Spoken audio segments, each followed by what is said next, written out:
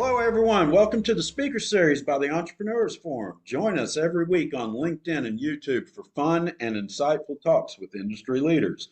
This series is for both experienced professionals and those new to the business world.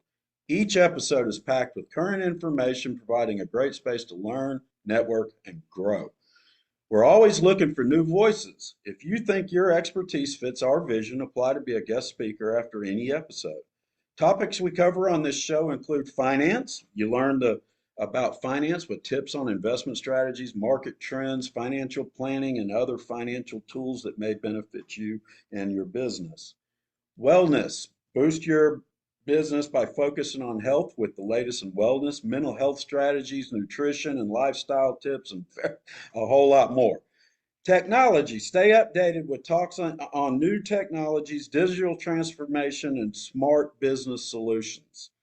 Marketing, learn from experts in effective branding, digital strategies, and customer engagement. And thought leadership, gain new outlooks on everyday business challenges, innovative ideas, and strategies for staying ahead in your industry.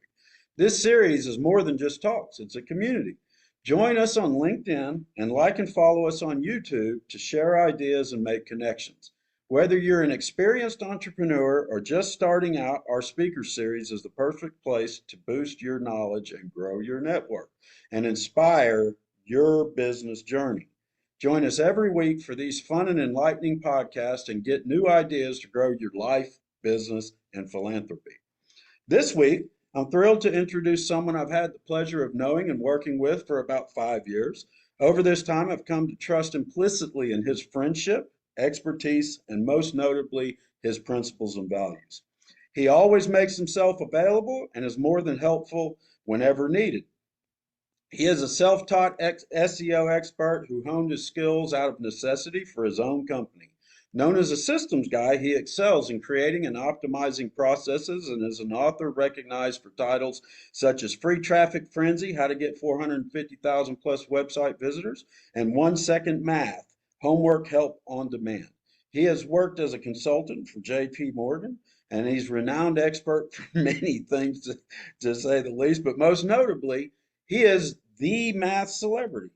He founded Math Celebrity, the fastest math tutor on the planet, which has helped millions of students worldwide and was recognized in 2016 as a top 100 homeschool website.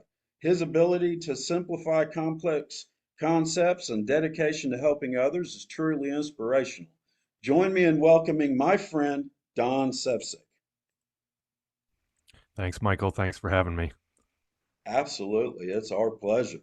So, I know today you're going to cover a lot of ground on mental models and what they are and dive into three very specific models. But before we get to that, share a little bit more about who you are and about Math Celebrity, what it is, what inspired you to create it, and who benefits from it. Yeah, I started Math Celebrity in 2007, and it's an automated Ooh. online math tutor. An easier way to describe it is like a Google for math. So you put your math problem in, push the button, and in a split second, about the time it takes for you to blink your eye, it will show you the step-by-step math as well as the answer. I came up with the idea for that. I used to work a corporate job, and I got tired of having really good reviews from my managers and peers, and then you would come into the room with your boss and he'd say, "Congratulations, you had a great year, and here's your 2% raise and 2% bonus." So I decided to branch out and find a way to make a little extra cash. And so I chose math tutoring because that's my major in college. Anyway, one student turned into two, two turned into four, four turned into six. And being that I was married and had a day job, I couldn't scale it. So I was racking my brain, asking myself, how do I scale helping people in math? Well, anyway, I'm back at my boring corporate job, and I was on a project where we had to do pension plan calculations with this team in India. And my boss sent them this 300-page diatribe, just this long guide, very dry. And long story short, the team in India wasn't getting it. It just wasn't clicking. So I had an idea. I said, what if we just build all the formulas on Excel, but in the cell next to the value in Excel, we make dynamic math. So when you change the cell value, next to the answer, the math will dynamically update. And I did that, sent it to the team in India, and they were blown away. They said, now we get it. Now this is crystal clear. It makes sense. And when I saw their reaction, the first light bulb that went off in my head is, well, wait, Yeah, why can't I do this for my math students? And here we are 16 years later. that is awesome. And you talked about it started with one and went to two to four to six and so on. So who does it truly benefit? Because this seems like the cheat code to me that, how do so many people say, "Hey, I'm not good at math." And now you don't have to be, right? Yeah, it's funny. We've got users from ages 10 all the way through parents. So we found that the wheelhouse is usually junior high to high school, but a chunk of that audience is college students. So they're taking statistics finals, linear algebra. But then the shock to us, and we didn't discover this till we went to a couple in-person conferences, was sometimes mom will go sneak off in another room, run the problem, remember the math instead of having to go back through the textbook and say, oh, yeah, I remember this, and then go back to the kitchen table and teach their kids. So it's nice because they get to be the star and we get to be kind of that force in the background that helps mom. So it's always a good feeling. That's awesome. And the kids are blown away. It's like, how did mom know that? Yeah. Yeah. Yeah, Well, that's mom doesn't, I awesome. mean, mom's very busy, right? She's got, especially nowadays, she's got extracurricular activities. She's got to Yeah. pack lunches, take the kids to school. So if we can save a student and especially mom 45 minutes to an hour on average on homework, I mean, that's huge for mom. Well, that's huge for the kids too. They don't want to sit there and go through all this stuff. They want to get it done and get out and do the next thing on their agenda too. So it's awesome. So this plays directly into the topic of your talk today of the mental models. You identified a problem, created a solution, passed it off, and they recognized the solution. And it was an aha moment for you as well after you saw their recognition of that solution to just blow it up and expand it into something that is affecting millions today. So that's awesome. Yeah, it feels really good. So tell me or tell our audience exactly what mental models are. And I know you're going to cover three specific ones and you can touch on that too. But what are mental models? What does that even mean? The easiest definition is it's a way to think about thinking. So if you were to take all your personal beliefs and the way you solve problems and you hang it on a wall, there'll be a system that you follow. For instance, when you meet somebody new for the first time, what is the process you go through? How's your eye contact? How's your body language? What's the first thought that comes in your head? And then let's take that a little bit deeper. Let's say you meet somebody that you're not so sure about. Do you make that obvious on your face? Or do you take it a little bit slower and get to know that person? So we all have these pre-existing beliefs, and if we're flexible, we can change those over time. But it's a way to think about thinking, how we approach problem solving, and really how we navigate life. That is interesting. How you think about thinking. That's a light bulb moment for me. Well, I'm going to turn it over to you. If you're ready to get started in the presentation, we can turn you loose and go from there. All right. So today's presentation, as Michael mentioned, is about mental models. And I'm going to gear this towards business owners and entrepreneurs because that is the majority of who's listening. And I am also a business owner. So this is right in my wheelhouse. And I want to be able to help you enhance your decision making with these tools. So how did I come about mental models and why are we talking about this today? I was reading an interview the other day about billionaires in Silicon Valley and some of the big tech companies and big companies you see every day. And everybody was talking about, well, were they born? Were they born smart? Did they get lucky? Did they inherit money? All those things. And there was one wise person who's been around in Silicon Valley. And this person didn't start with a lot of money, but they're very intuitive for picking up things. And one thing they noticed was most of these billionaires are not necessarily smarter than you. Rather, they just think differently, right? They have a different approach to solving problems. And what they found was these billionaires like Elon Musk, Charlie Munger, Warren Buffett, and others that you've seen in the news, they use these things called mental models. Now, if you think of the brain as a toolbox, you are only as good as the tools in your toolbox.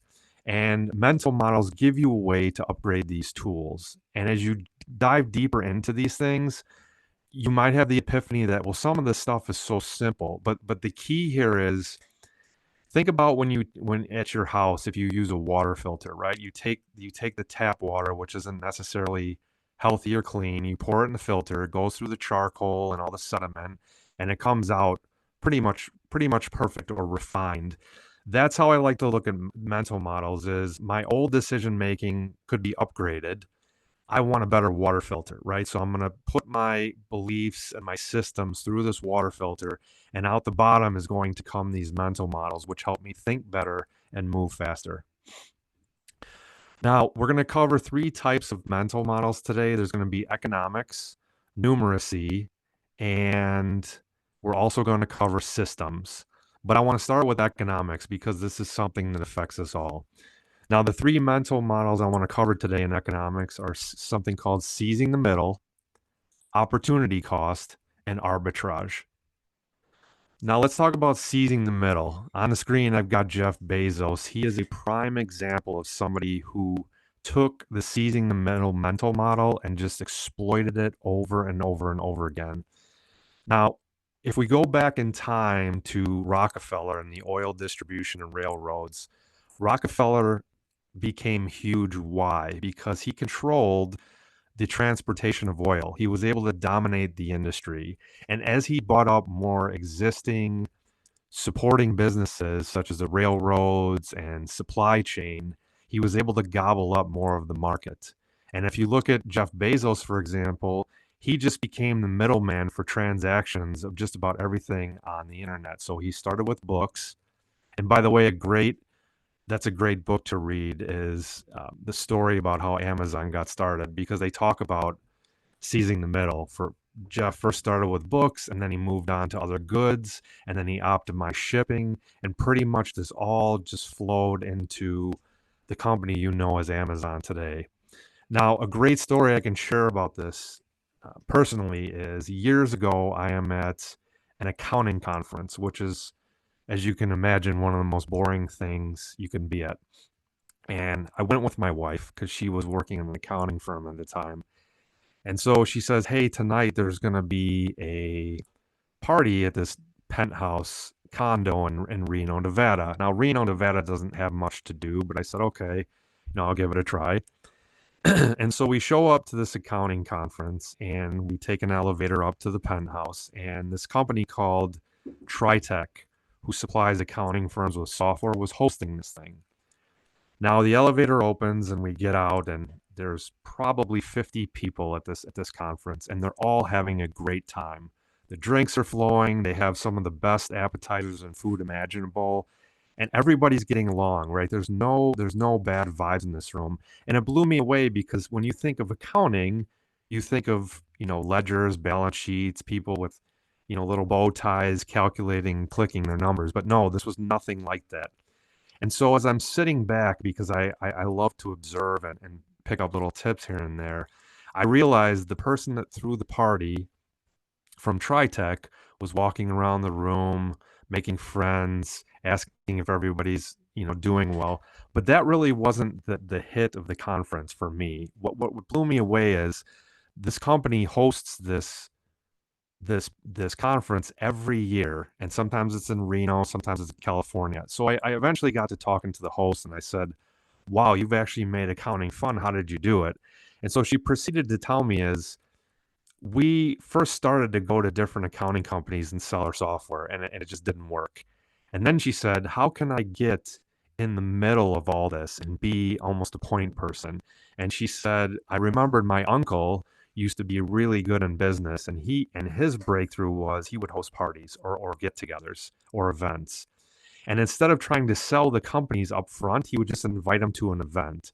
And this event would be very memorable. Just as I said, the lobster tail and steak and Kobe beef and wine, the top of the line stuff, held in a condo or a really nice penthouse.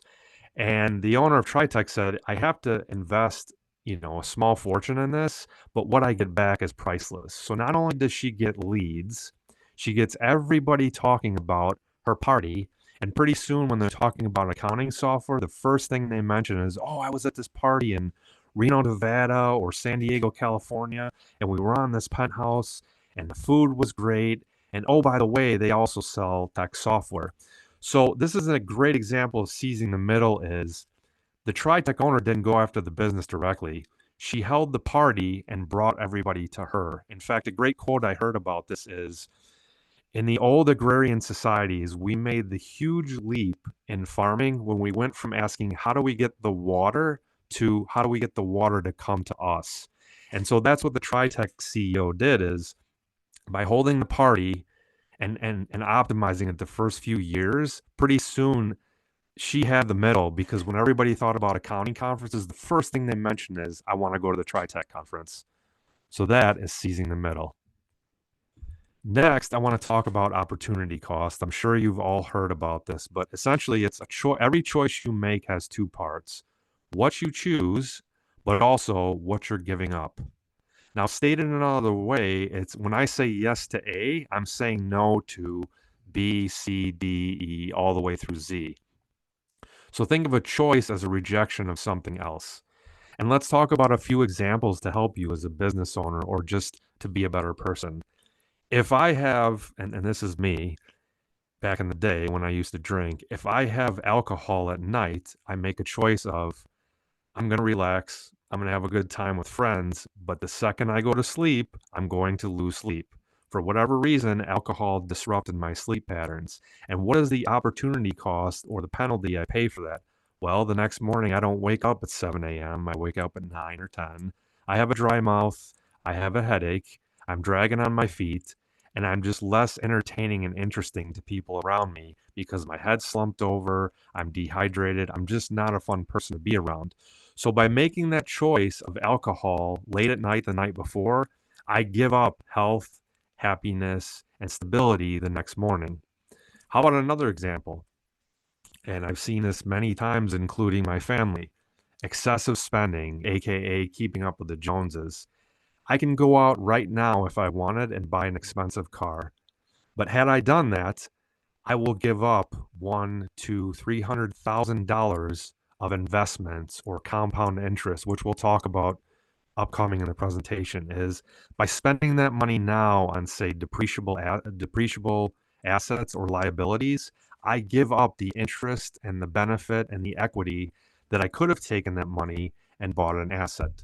And so again, when you say yes to A, you say no to B. And this is a very good mental model for you when you're making decisions and choices in your business is, if I make this choice, the more important question is, what do I give up?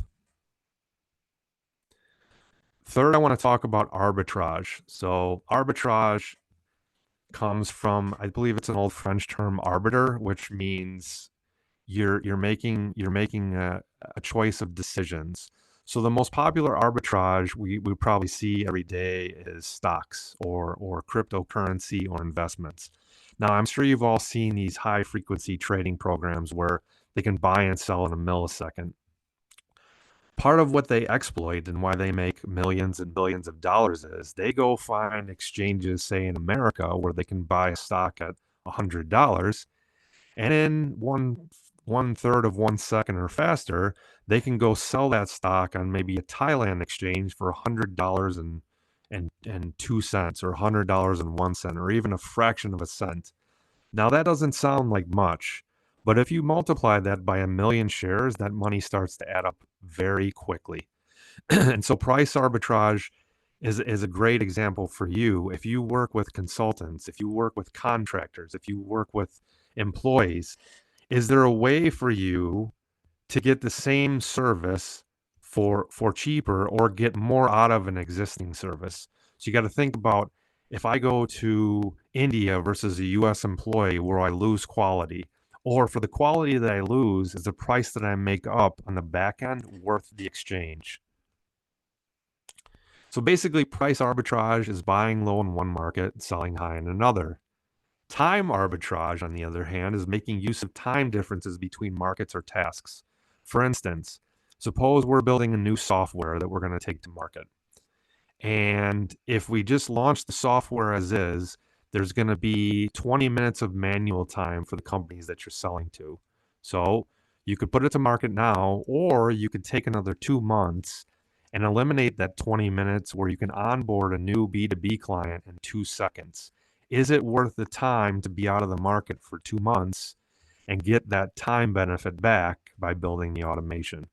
Now, this is a question to ask yourself as you make decisions and make moves in the market and with your businesses.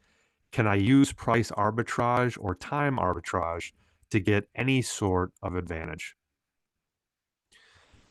Now, the second classification of mental models that I want to present today has to do with numeracy or numbers, which we all deal with. And the three mental models I want to cover under numeracy are compounding, multiplying by zero, and surface area. Now, in life, three things compound to your benefit if you play your cards correctly. The first is knowledge. As we read books and deal with smart people and learn more things, our knowledge starts to compound. This mental models training is a perfect example.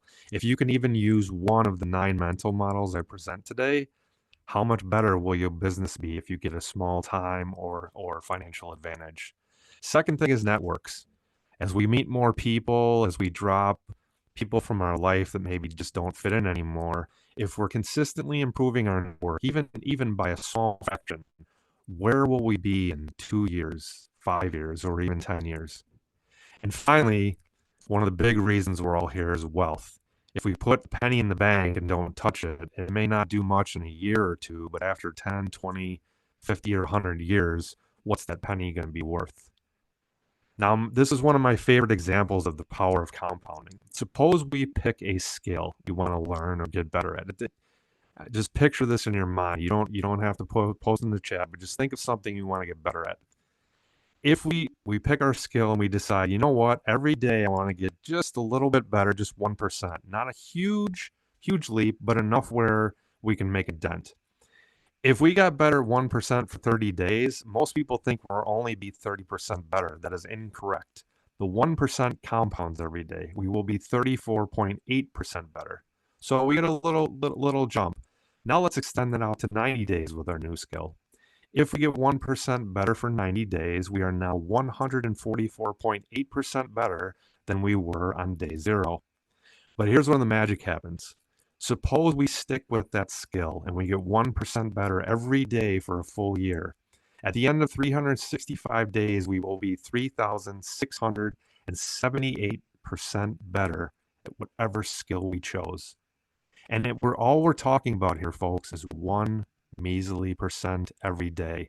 It's not a lot, but it starts to snowball every day we work on it. And the last compounding example, which is my favorite, is Warren Buffett. I just checked before this presentation started, before Michael introduced me, and it said Warren Buffett's current net worth is $135 billion, which is astronomical. But what would you say if I told you 99% of the $135 billion was made after age 65? Isn't that mind-blowing? So Buffett only had about 1 or 2 billion maybe at age 65. Now I believe he's in his 90s. He's got 135 billion. What changed?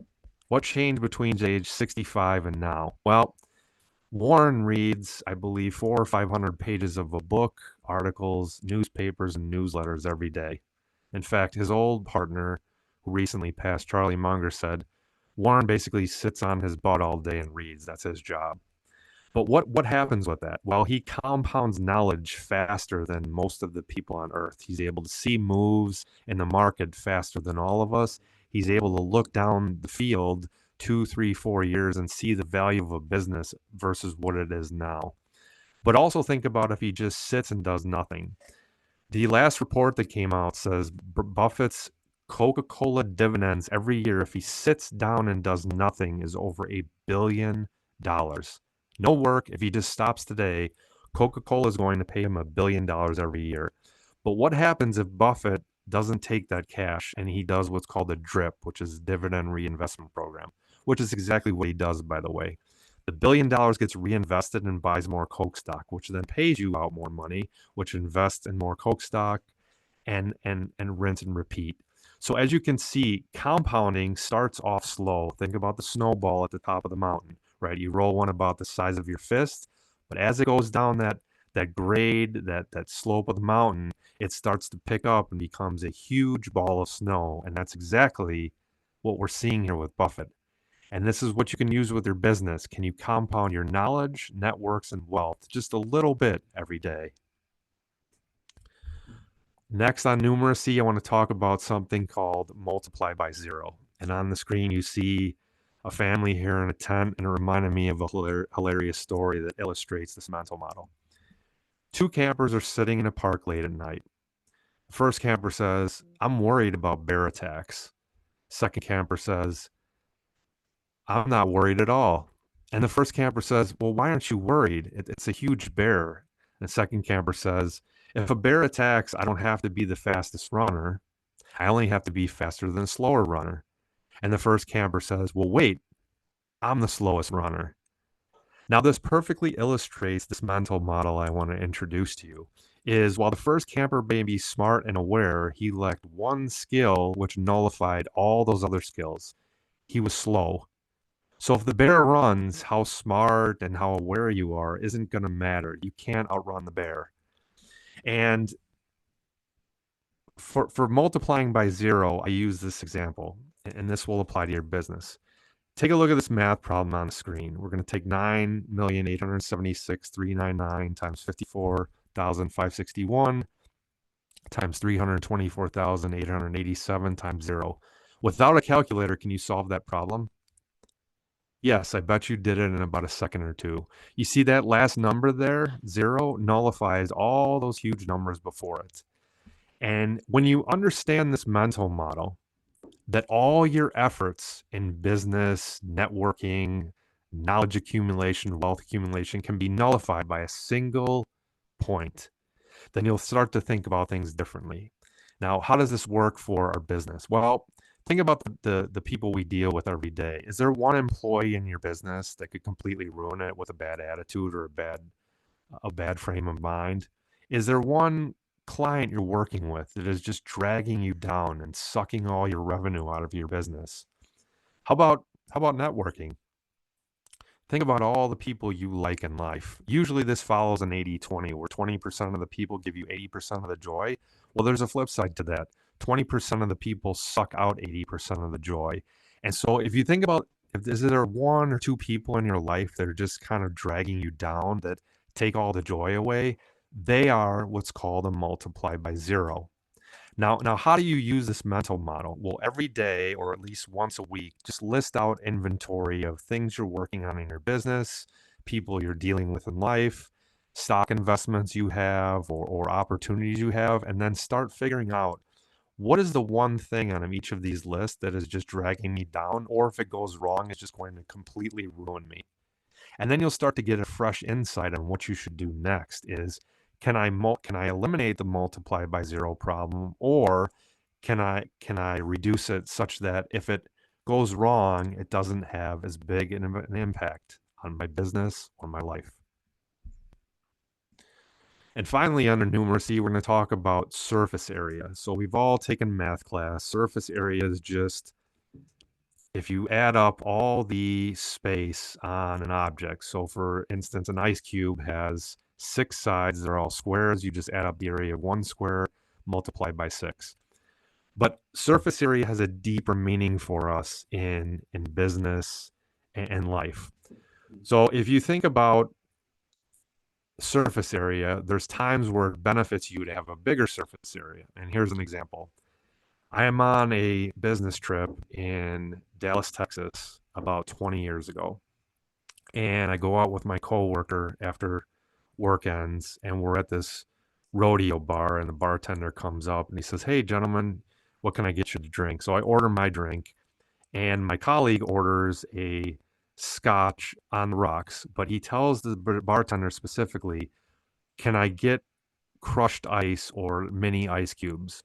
And the bartender kind of looks at him funny and says, yeah, I think we got a crushed ice maker in the back. I'll handle it for you.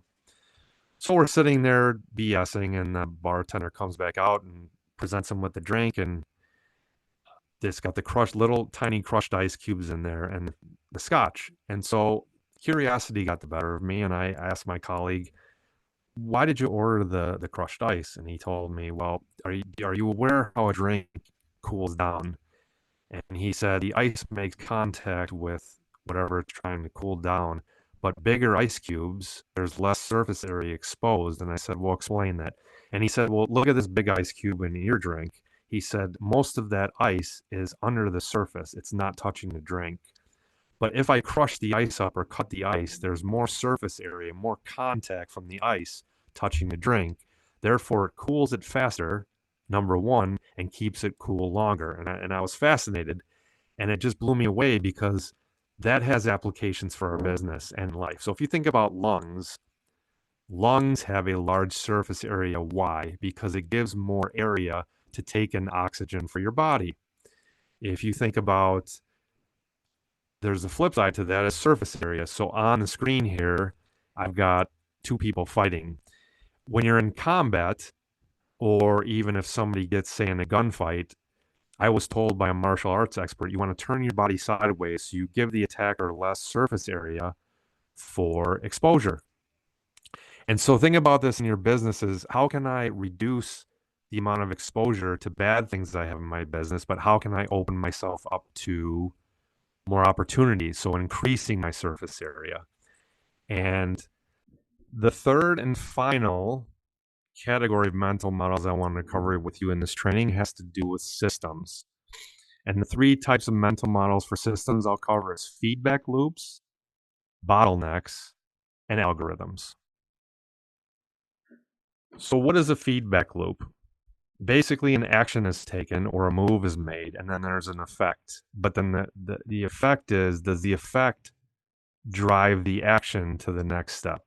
So there's two types of feedback loops we're looking at, positive and negative.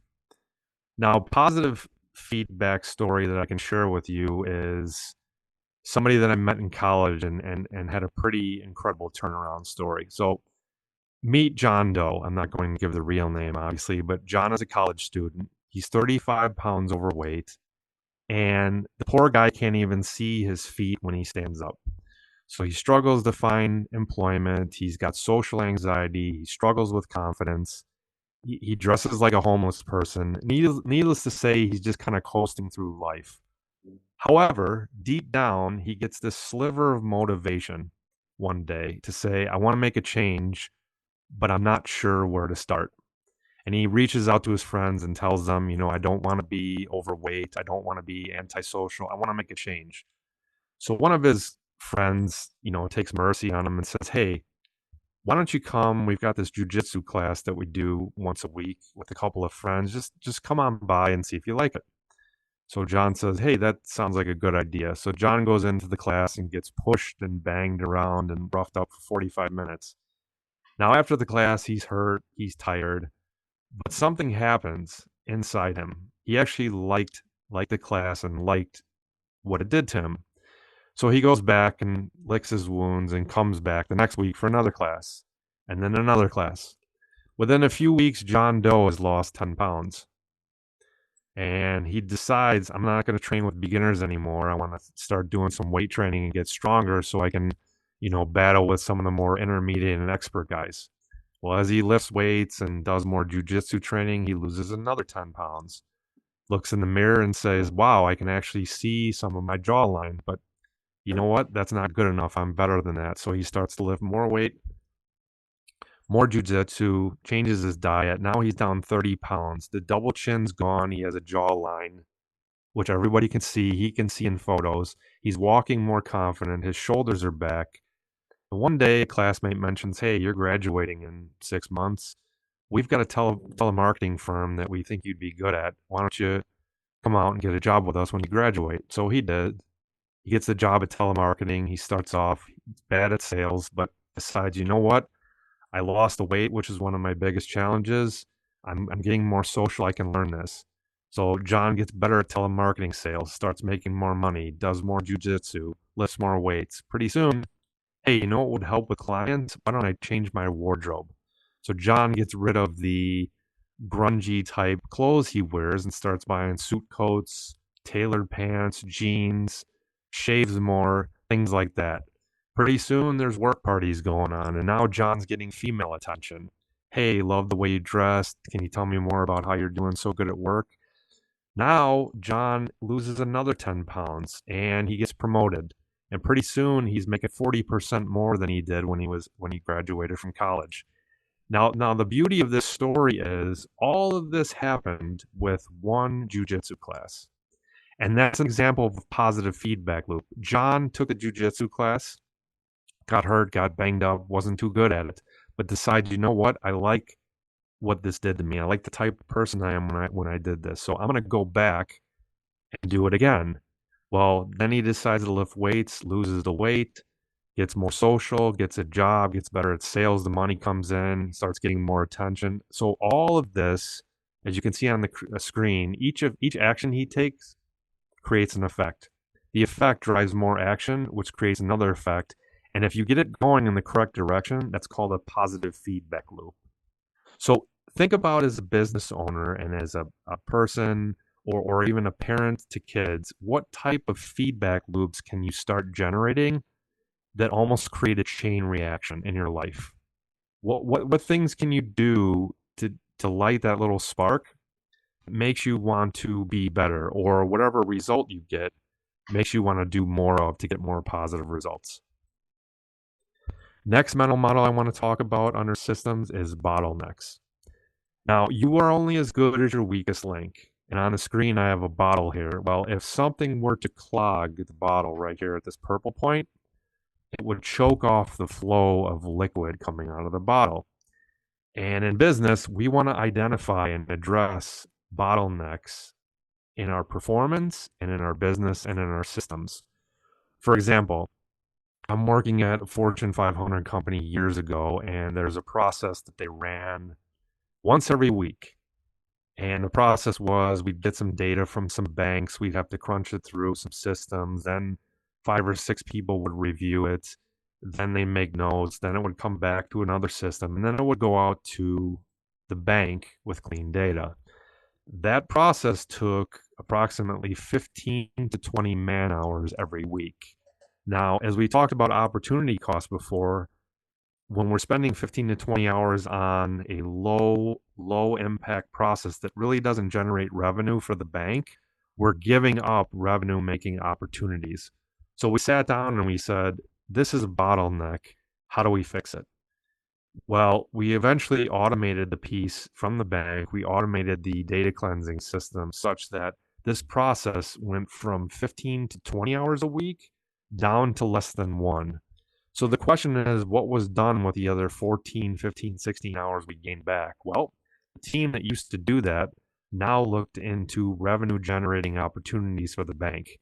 And over the year, they were able to take that extra time and build another $500,000 revenue generator for the bank simply by eliminating the bottleneck in a low impact system, which is more of a cost center.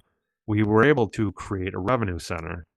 And this illustrates the power of the bottleneck for you. Is think about in your business, are there people or systems that are just slowing things down? And can you automate, can you eliminate, or can you delegate these processes or bottlenecks such that you can free up your time to make more money, generate more business, and come up with more ideas? And the best way, by the way, is systematizing processes. So this leads to efficiency and scalability. Next mental model for systems is algorithms, one of my favorites. On the screen, you see a bunch of computer code, which is what I used to stare at all day. But this computer code is responsible for much of what happens every day, both in business and the stock markets. If you go shopping on Amazon, if you're searching on Google, this computer code that doesn't make sense probably to most of you is running a lot of what we use every day in the background. So algorithms is basically a fancy word for recipe. If you think about when you make desserts or cookies with your family or your parents when you were a kid, you think about a cake where, okay, I need 4 eggs, and then I need flour, and then I need some butter, and then I need some cake. I preheat the oven, and you follow the same process every time with, a few variabilities. If X happens, then do Y. If A happens, then do B. The idea here is algorithms are everywhere, from the stock market to suggested products, even military applications. So the word, by the way, is formed from the old Arabic word algorithm, which is the system of Arabic numerals. So when you think about counting, we start at 1, 2, then 3. But 3 is basically made up of a 2 and a 1, or 3 ones. Now, how does this affect you? Well, are you systematizing your business? Are you systematizing your day? For example, if you're a business owner and you're spending an hour either on chores at the house or things that don't really generate revenue, and assuming you don't like, say, cutting the grass or things like that, can you come up with a system? Now, I'm not talking about a system for grass cutting, but I'm talking about a system for something comes into your world, right? And you own a business, and it has nothing to do with the business. Can I have an algorithm to handle that? Meaning, here's an example: a new chore comes into my house, right? We decide that we'd like to start cleaning the house a little bit more because it makes the family happy and it's just a better environment. But the question I ask myself as a business owner is, do I want to spend an hour every day cleaning my house? The answer is no, or an hour every few days. Well, I wrote an algorithm on a Google Doc that says if a chore comes in, do I enjoy it? No. And does it have to be done? Yes. If those two items are true, it has to be done, yes, but I don't want to do it, then I'm going to delegate it. And I don't care what it is. If I have the money, I'm going to delegate it. So, for instance, for that, we'd hire a maid. Next thing is, I have to cut my grass, right? I have a house. Do I enjoy cutting the grass? I used to, but not anymore. Does it have to be done? Yes, or we get fined by the village if the grass grows too high. Outsource it. Now that I have that simple algorithm, I don't have to waste time on, should I do this? What do I think about this? I just run it through the algorithm.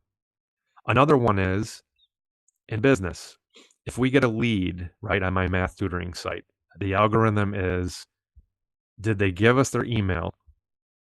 If no, then we're not going to pursue anything because they haven't made a micro step. If they do give us their email, the next check is, have they spent more than 2 minutes on our site? If they have, then that shows me interest and investment. I'll send them an email or maybe a free gift. But if they just gave an email and they haven't spent 2 minutes on the site, what I found is most of the time that email is just a bunk email or invalid, meaning they set up a separate email just to sign up for accounts to get free stuff. So now that makes it easy for me because I can separate out all the pretend leads from the real leads. So for you, it helps if you just sit down on a Google Doc, or if you like pen and paper, and just sketch out these things that come into your business and think about, hey, this situation has happened multiple times. We need an algorithm on paper to just determine what we're going to do the next time it comes in. Once you have an algorithm, you free up brain power. And if you've ever seen interviews with Mark Zuckerberg, they ask him, why do you wear the same shirt every day? And he said, it's one less decision I have to make. So basically the algorithm here is, am I going into Facebook to work? Yes. And if I'm not giving a presentation to investors, correct, then I wear my blue shirt. And it's simple. And then that's one less decision that's eliminated every day. So that's the 9 mental models that we talked about at the beginning of the presentation. But being a friend and a fan of Michael and what he's doing with these series, I decided to give you one more, a bonus mental model. And out of all the mental models that I've come across, which are hundreds in my life and the ones I use, the one I'm about to present for you has made more of a difference than any other mental model I can think about. And even compounding, which I love, feedback loops, which I've exploited to my advantage so many times. This one I'm about to show you is an 80-20 of mental models. So if you take nothing else away from this presentation, this one I would take some notes and write down. So on the screen, if you don't recognize, this is Charlie Munger, who was Warren Buffett's partner. He passed away recently at, I believe, 99 years old. He is a huge proponent of mental models. In fact, he is the secret driving force behind Warren Buffett's success, because he is a big practitioner and proponent of mental models. And one of his favorite is something called inversion. Now, if you pick up Charlie's book, there's a big blue book called, what is it? Poor Charlie's Almanac. I'm looking at my bookshelf real quick. Fantastic book. If you have a chance, go buy that. They interviewed Charlie one time, and he was joking. He said, all I want to know is where I'm going to die so I can not go there. And while this is hilarious, it actually reveals part of his and Warren Buffett's investing secret. And when he was interviewed one time, Charlie, this was years back, and one of the reporters asked him, how is it you guys have been so successful, and very, very few people can repeat what you're doing, and your investing model is so simple, but why is nobody replicating this? Some people have enough money to get there, but they're not doing it. And Charlie smiled and he said, it's remarkable how much long-term advantage people like us, meaning Warren and Charlie and Berkshire Hathaway, have gotten by trying to be consistently not stupid instead of trying to be very intelligent. So what does that mean? When they interviewed Michelangelo years ago, when he did the statue of David, I believe, and they asked him, how did you do this? And his answer was fascinating. He said, I took a stone, I searched all over for the right stone, and when I found it, I looked at the stone and I saw David inside it, and I just chipped away what wasn't David. And this is a visual for you on inversion. So inversion essentially is, instead of thinking about what I could do right in business, family man, husband, a wife, networking, all of that stuff, instead of trying to figure out how to do it or get better, instead, I'm going to figure out what would hurt my progress and just not do that. Now, why is that powerful? Because inversion realizes that a lot of our goals, whether they're wealth, networking, weight loss, some, if not most of that stuff, results are out of our control. They're out of our control. Some stuff is in our control, but some is out of our control. Inversion focuses on what we can control. For instance, suppose I go out and I want to get better at networking, right? I'm naturally an introvert. I haven't drank in years. I was more social when I did drink, but I don't drink anymore. So I was naturally at a disadvantage. But how can I be more sociable? Well, I could read books and find out tips from the great socializers, and that's a good strategy. Or I could say and realize in my life, what are situations where people were talking to me and I was just turned off? Well, if I used inversion, I'd say this. I asked myself, how would I screw up the next networking event I go to? Well, I'd have bad breath. I wouldn't brush my teeth. I wouldn't shower. I wouldn't shave. I dressed like I'm homeless. I wouldn't make eye contact when I talk to people. And I would not figure out the nodes of the network. So what is a node? A node is somebody that has 5, 6, 7 people around them at all times.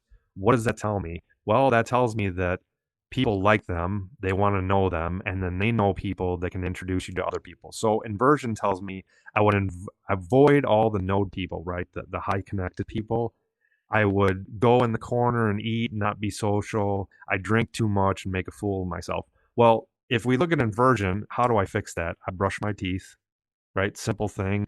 I'm going to shower and shave before I go out. These sound like such elementary, childish things, but if you go through this list, you'll start to reveal things to yourself that you didn't think about. I'd probably shine my shoes. I don't have to be the best dressed, but dress presentable. And then I would spend at least 15 minutes talking to the node people, right? I'd find the 2 or 3 people at the party that everybody seems to know or hanging around, and I would go talk to them.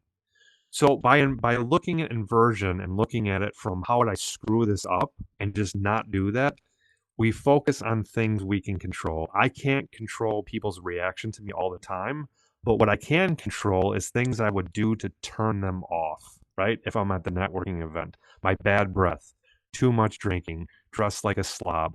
So if I eliminate the wrongs, the Michelangelo effect takes place where if I cut out all the wrongs, the right way sort of just emerges, right? It reveals itself. And there's a great book talk about tennis. And let me go to the next slide. It's by Simon Ramo. It's called Extraordinary Tennis for the Ordinary Player. And this is a fascinating book that reveals the power of inversion. So in expert tennis, the book found that about 80% of the points are won. In amateur tennis, about 80% of the points are lost. In other words, professional tennis is a winner's game. But what they found was winners eliminate taking bad shots. They make the amateurs take bad shots to give up points.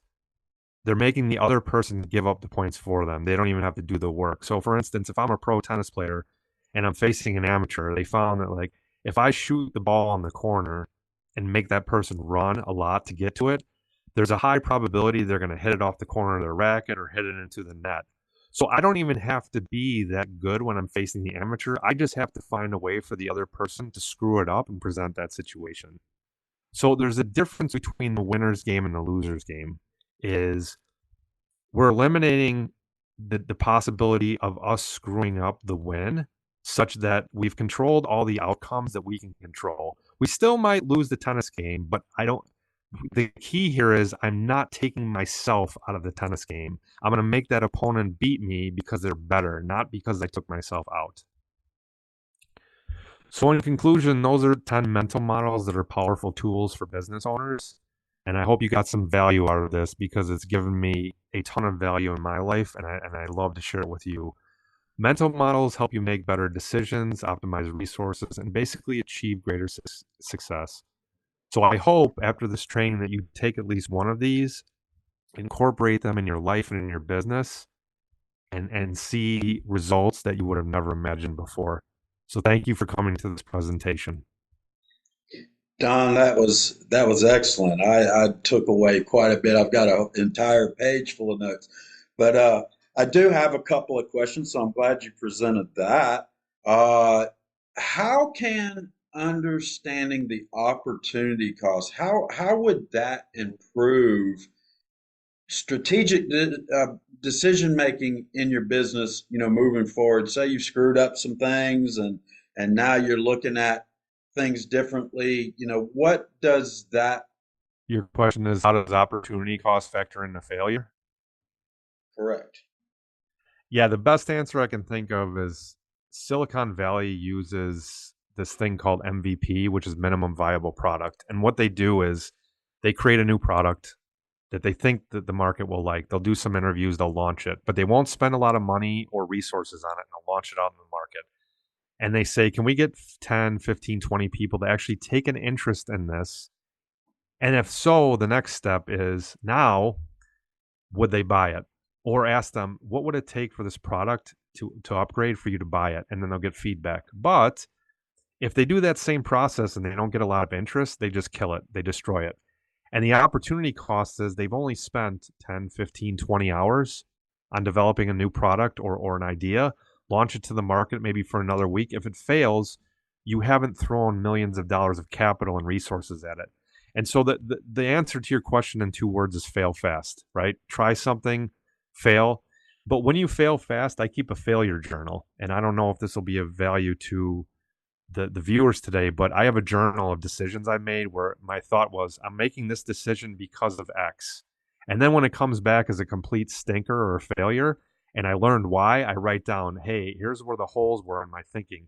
Well, why is that valuable? Because as I have more failures, I realize, wow, you know what? I screw this up a lot because I assume that this person is going to act like this.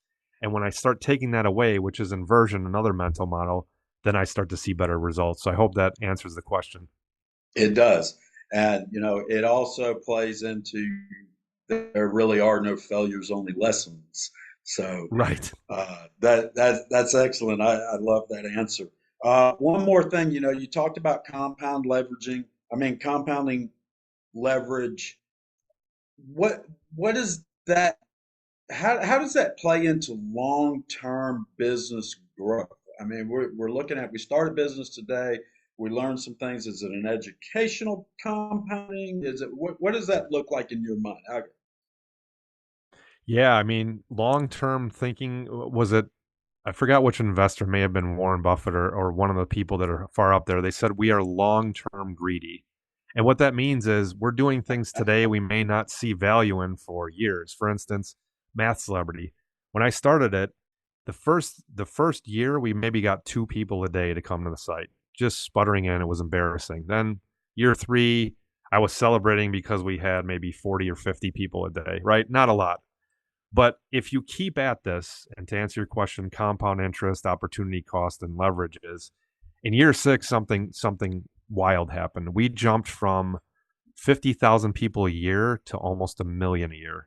And then the next year was 3 million, then 6 million, then 8 million. So if you can stay at this, just like we talked about Warren Buffett at age 65, if you can eliminate or reduce stupid behaviors and decisions, and you get smarter as you get older, or at least that's the goal. The same thing should apply to businesses. Can you keep compounding those assets, but reduce or eliminate the liabilities? And again, this happens with wealth, right? If we want to talk about multiply by zero, suppose Warren Buffett bet everything on a stock and he lost. Everything he's built for the last 70, 80 years is gone, right? So again, it goes back to amplify your assets, but continuously watch like a hawk things that are dragging you down or bringing you down, and eliminate or reduce those factors. Um, the presentation's been nothing short of amazing. I'm sure the listeners took away immense value. I know that I did. I do have one last question. We ask all our guests the same question. And what is Don Sevcik's definition of success? Ooh, that's a good one. I probably have to say, am I a little better today than I was yesterday? So I look at the world in 3 terms: health, wealth, relationships, right? I got my 3 here. Health and wealth may one day maybe stay the same. Hopefully it doesn't get worse, but did I get a little better today on one of them, relationships? Or have I made a move in my life that has improved something of those 3? So those break down, by the way, right? Health can be physical, mental, spiritual. Wealth can be assets, knowledge, networks, things like that. So I always try to get a little better in one way personally than I was the day before. And I think the best quote that speaks to that is Jim Rohn, is the late great Jim Rohn. He said, work on yourself harder than you do at your job. And so your job, you can substitute job with your business. But if I work on myself, which I can control, I tend to notice that things around me get better. So I assume that if things are wrong in my life, the old extreme ownership mantra, which I recently adopted, it's very tough, but it's humbling.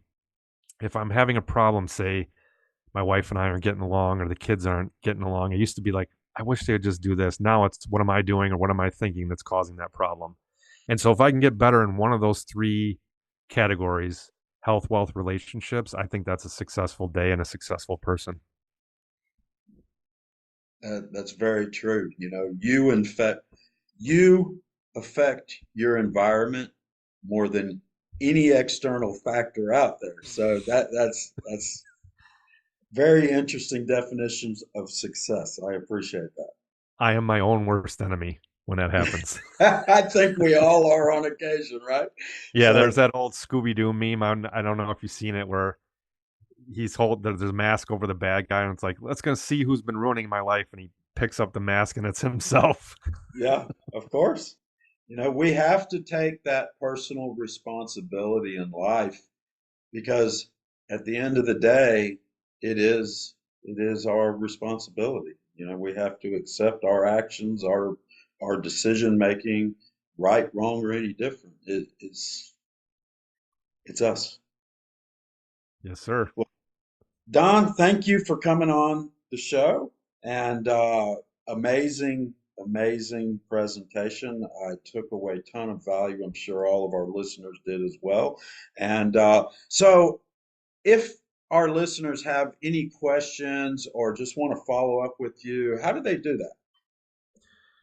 If you're on social media, I'm active on LinkedIn, TikTok, and YouTube, but probably LinkedIn's the best. So if you go to linkedin.com/IN/DONSEVCIK, which we could probably add in the notes. And then other than that, just come to mathcelebrity.com, MATH celebrity, and you can use the contact button there and it goes straight to me. Excellent.